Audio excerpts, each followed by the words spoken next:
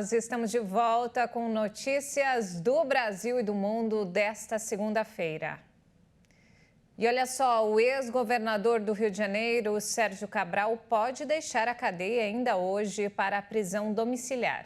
Na sexta-feira, o Supremo Tribunal Federal revogou o mandado de prisão preventiva contra Cabral, que está na cadeia há mais de 6 anos, condenado por corrupção.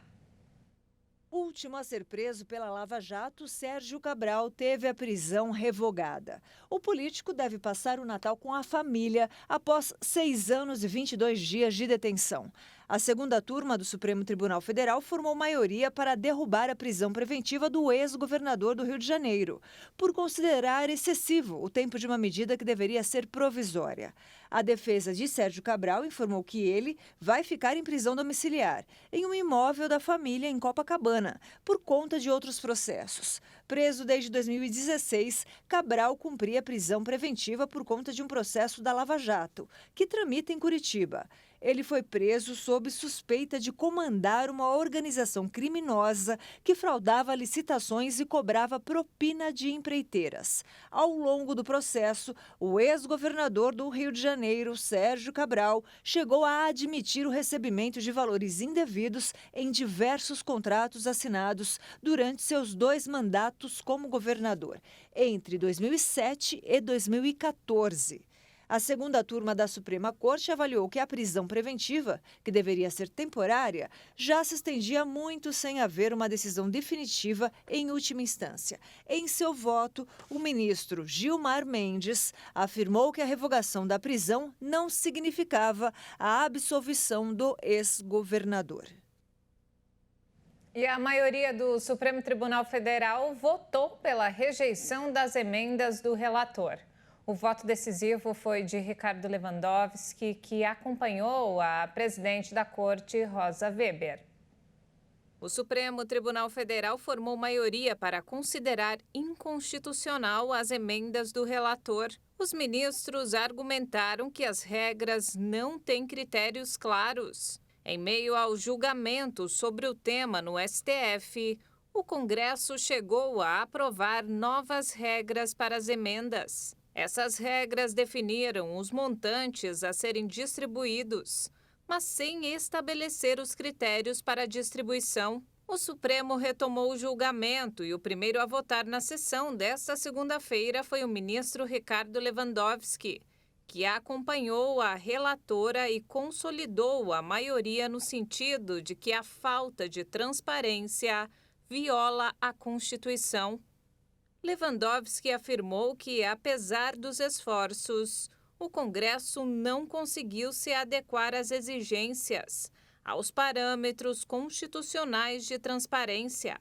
Para o ministro, os atos editados até o momento não conseguiram resolver de forma adequada questões importantes, como a identificação de quem pediu e quem se beneficiou dos recursos, além de medidas de rastreabilidade do dinheiro.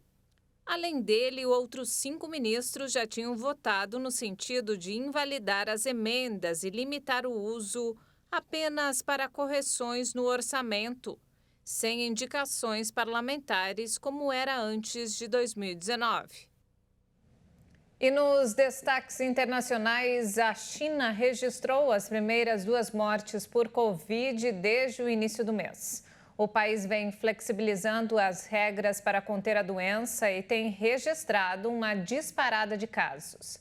A Prefeitura de Pequim autorizou a importação de remédios para tratar os pacientes diante da sobrecarga do sistema de saúde. A intenção é aliviar a alta demanda doméstica. Especialistas em saúde alertam que a China pode pagar um preço pela política altamente restritiva contra a Covid, pela baixa adesão da população à doença e a vacina de reforço, principalmente entre os idosos. E alvo de diversos bombardeios durante os últimos dias, a capital da Ucrânia, Kiev, foi novamente atacada por drones nesta segunda-feira.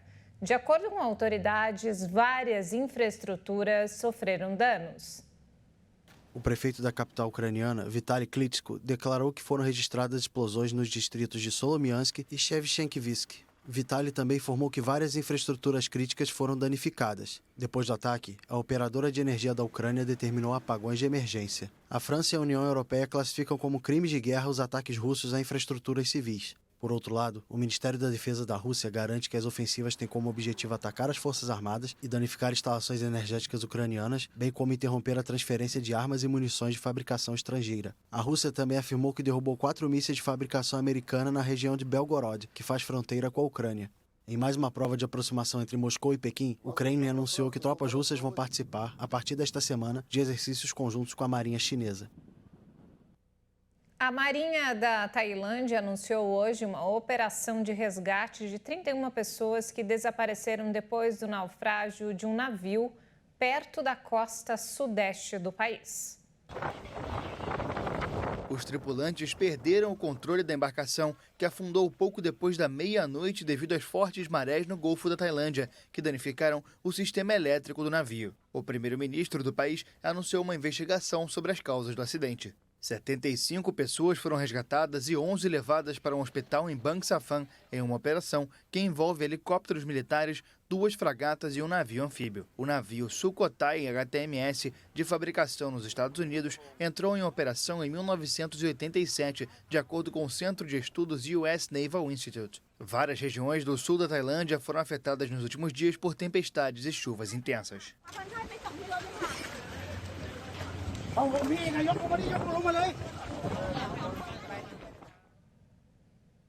O Congresso Nacional Africano, partido fundado por Nelson Mandela, reelegeu hoje o presidente Cyril Ramaphosa para continuar a presidir a África do Sul depois das próximas eleições. O presidente sul-africano, de 70 anos, tem grande popularidade no país, apesar do escândalo político desencadeado depois que foi revelado que ele escondia grandes somas de dinheiro em um sofá em uma luxuosa propriedade.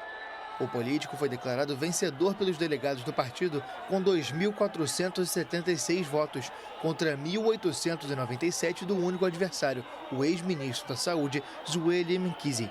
O resultado da votação abre caminho para Ramaphosa conquistar um segundo mandato como presidente, caso o partido vença as eleições gerais de 2024. O Congresso Nacional Africano perdeu espaço nos últimos anos, dividido por facções rivais e em um cenário de aumento do desemprego e da pobreza. E falando sobre esporte, o perfil de Pelé nas redes sociais parabenizou a Argentina pela conquista do tricampeonato mundial. O rei do futebol também reverenciou o Mbappé pelos gols na final e cumprimentou o Marrocos pela campanha no torneio. O eterno astro escreveu no Instagram: hoje, o futebol continua a narrar sua história, como sempre, de forma apaixonante. Messi vence sua primeira Copa do Mundo, como era merecido por sua trajetória. Pelé ainda lembrou de Maradona, que morreu em novembro de 2020. Parabéns, Argentina. Certamente Diego está sorrindo agora. Pelé também enalteceu o talento de Kylian Mbappé, que marcou os 3 gols franceses durante o empate nos tempos normais e na prorrogação. Edson Arantes do Nascimento, de 82 anos, está internado no Hospital Albert Einstein, em São Paulo, desde o dia 29 de novembro, para uma reavaliação de seu tratamento de quimioterapia contra o câncer de cólon, identificado no ano passado.